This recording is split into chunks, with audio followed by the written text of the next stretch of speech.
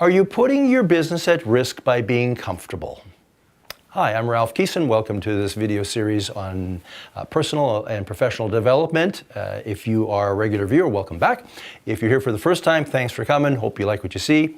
Like, subscribe, share. Let me expand on what I just used as the opening comment here.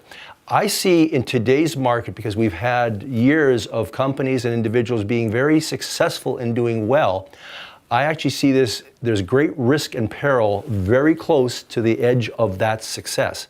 What I mean by that is, if you are in a point where you have a lot of clients, you're profitable, the business continues to flow in, and you're sitting back and relaxing and thinking you've made it, and going, well, we're getting new clients and new referrals, and it's kind of taking care of itself, you actually could be in a situation where, unbeknownst to you, there could be a risk factor that enters into the market very quickly.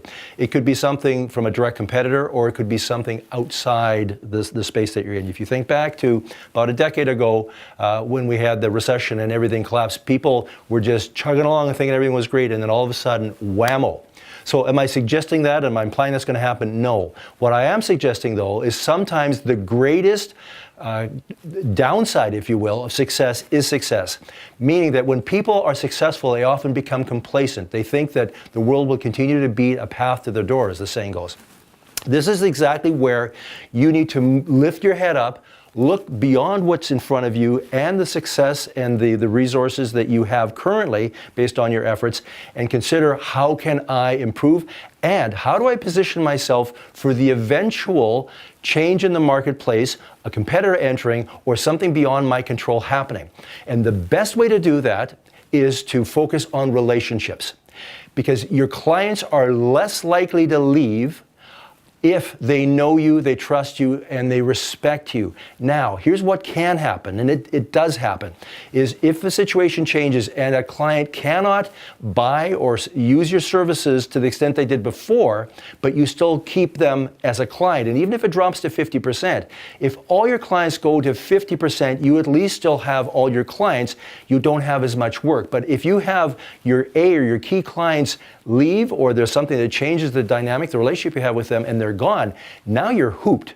And this is where that proactive, continuous business development, prospecting, filling the pipeline, networking, all those things need to be done consistently.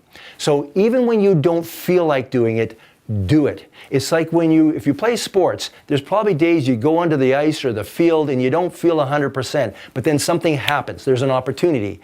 There's a ball that comes out, you catch it. You're able to get the player who's coming for first base. Whatever, you don't know, you can't see these things coming rather. So you have to play them as they happen, and business development is the same way. You have to be in the game to score. So if you're not developing business, if you're not following up, and if you're not doing it, especially when you're busy, there is a risk that all of a sudden you may have nothing.